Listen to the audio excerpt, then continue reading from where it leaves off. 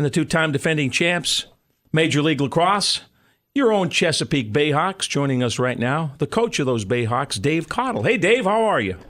Scotty, how are you? Good. It's a beautiful spring day, and the Orioles won. It can't be too bad. Hey. Yeah, it looked like it was deja vu all over Oh, again. my God. It got a little shaky, didn't it? It sure did, but it's good to get a win on that day up there, and hope the Orioles can put a couple together. You guys open on the road this Sunday, Dave. Two-time defending champs. Everybody looking for you, I know that. But talk a little bit about the makeup as you put another team together. Yes, we've kind of changed our team. You know, we've kind of had a 2-year plan, and we had some older guys that were great players and some of the greatest players ever to play the game. There were some geography issues, so we traded, we feel, one great player for another one. We traded John Grant Jr. for Brendan Mundorf, who's a UMBC kid who played for Denver, was the outstanding offensive player in the league 2 years ago. We traded Casey Powell, who's fabulous, and got Joe Walters, who was the leading assist guy in the league. And we picked up Pete Pouillon from Charlotte, who was their leading midfield scorer, Steven Pizer from the New York Lizards, and Brian McGill. So we added 5 new guys to our roster, and we've got a core that returns, and hopefully we'll be able to integrate these guys into our team and be a good team by the end of the year. Yeah, I know you brought several teams together and did some scrimmaging down at Severn School over the weekend, but give the fans a little I guess a little input as to you and your staff and your players, because there's actually about 3 different phases to your season. You got guys coaching college teams that join you late. You have the college players who come out that could help you, in season, especially in the second half of the year. And then you got some guys still playing indoors. So talk a little bit about the challenge of, putting all those pieces together. And that's exactly it, Scotty. You got to wind up winning some games when you don't have your college coaches and your college draft picks. You got to win some games when you don't have your indoor lacrosse players, and put yourself in a position that at the end of the year, when they all get together, they all buy in and want to play with each other. So we have 3 different rosters.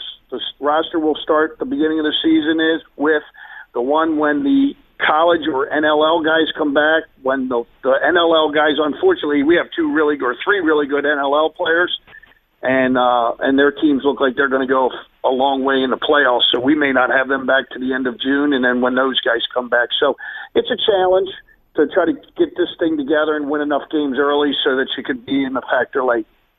Are you finding more and more talent out west? There was a big, I know there's a big push to try to make this more of a national game, but as you look at it and seeing that if a player can play, you're going to find him. What's your take on how this sport's expanding to the West Coast? Well, I will say this. I think on a lot of the areas that are outside Syracuse, Long Island, and Maryland, I think you'll find that there are 2 or 3 players and 2 or 3 athletes that are big-time Division I athletes and have a chance to be big-time players. They don't have the depth of the roster or the depth that some of these local teams do, but they have bigger – in most cases, they got some bigger, stronger, faster kids. And then the question is, they probably don't have the skill development that some of these local guys do, or Long Island or Syracuse, and so how quick those guys are brought along. Dave, talk about your coaching aspect, because versus when you may have been at Maryland or Loyola, you have limited time with your players, but yet you have players that are obviously advanced and have a lot of experience. So how does that work from your standpoint and your staff's? Well, it's funny because, we have training camps. We had 3 weekends of training camp, and what you try to do is bring them in, get them in shape without running them all the time, because, if you just run them, you don't have them that much time. That if you just run them, we try to have a lot of odd number breaks, a lot of situations where they have to pass, a lot of situations where they get shots. At the same time, trying to install a system.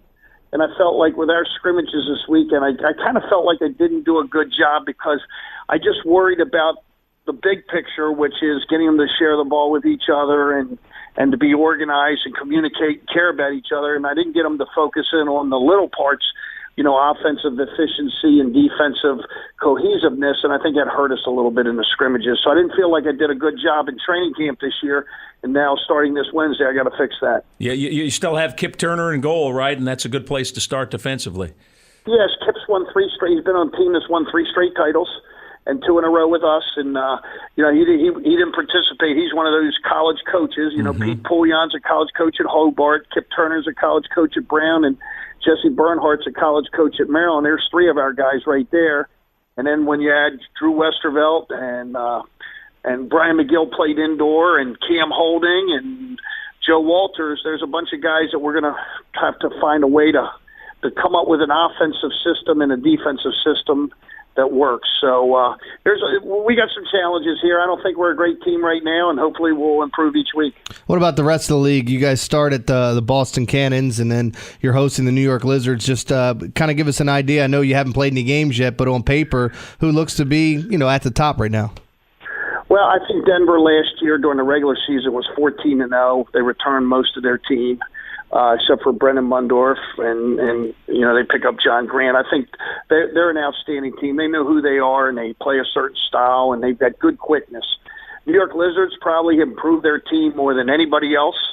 They made some trades. They took 2 kids from Rochester, Matt Strebel and Ned Crotty, that are very good players. They picked up Kyle Hartzell from Ohio, so they definitely improved. And then the Boston Cannons are a team that was very close. They started off poorly. They made a run, and then they kind of folded at the end, didn't get in the playoffs, which is very unlike them. But they've got Paul Rabel. They've got Ryan Boyle. They just traded for Brody Merrill, was probably the best pole ever to play in the league. They've got Jordan Burke in the goal, and that's who we open up with. So schedule makers didn't do us any favors opening at Boston and at home against New York when we have a lot of guys out. So I think those teams in Chesapeake are the teams right now, obviously, that have an awful lot of talent on their roster. A little different look in the league. I see Stan Ross is down in Boca with the Florida Launch, right? That's the Hamilton team that moved south? Yeah, well, if we're trading location, I'd much rather go to I'd go Boca to Boca Raton than Hamilton, Canada. I can tell you that the flight to Buffalo, the 2-hour bus ride going through customs, and now we fly to West Palm Beach Airport. If you've ever been there, that's a move up for the league. Absolutely. How about the viability of the league, Dave? Because you've watched it from the outside while you're coaching in college, and now you've been a part of it for several years. It looks like it has its niche, and it's a great place for guys to continue their lacrosse careers. Well, first of all, when you have the best players in the world, and clearly the best players that play the game are in this league, that's the first thing you have going for you. We have 4 franchises now, and Scotty, you've been part of this lacrosse area. Mm-hmm. No one buys season tickets, and a lot of times everybody's been given tickets when you go to college games and everything like that. Right now there's over 4 franchises with over 1,000 season tickets. Nice. So we have doubled or tripled since Brendan Kelly owned the league, owned the team in the league. So that's going. Sponsorship wise, the local businesses around here have been great for us. Last year we had more sponsorship for the Chesapeake Bayhawks than the rest of the league did have put together. Nice. And our local businesses have got behind us, and that's probably and you got a great venue, Dave, and what you guys have done with the boxes and the whole game day experience. If people haven't been, it's pretty special, and especially you see so many young kids with their sticks and getting autographs, and your players spend time with them after the game. It's a great thing for kids. I agree, Scott. It's safe. There's live music. There's food and alcohol in the parking lot. There's rock climbing walls for the kids. Brendan knew if we just made it a lacrosse game, we wouldn't make it. We have to make it an event, and that's what we've gone ahead and done. Well, Dave, good luck. Go get that first one, and then you're home on Saturday, right? May 3rd. That's the home opener against the Lizards. Yeah, and I think we'll have 10,000 people for the home opener, so that's a good thing. It shows how far we've come, and we just got to, we just got to keep improving and play better than we played last Saturday, that's for sure. You got a Derby horse for me? Do I have a Derby horse? Yeah, come on now. I don't have. I am not a California Chrome guy, I can tell you that. Okay, all right. He'll be the favorite, and if he wins, I will not be a part of that. Very good. I'll cross him off my list. Thanks, Dave. Good luck. All right, Scotty. All right. Dave Cottle, head coach of the Chesapeake Bayhawks, 2-time defending MLL champions. They open on the road this Sunday, and then the home opener, they play at Navy Marine Corps Stadium on May 3rd. That's Saturday, May 3rd, against the Long Island Lizards.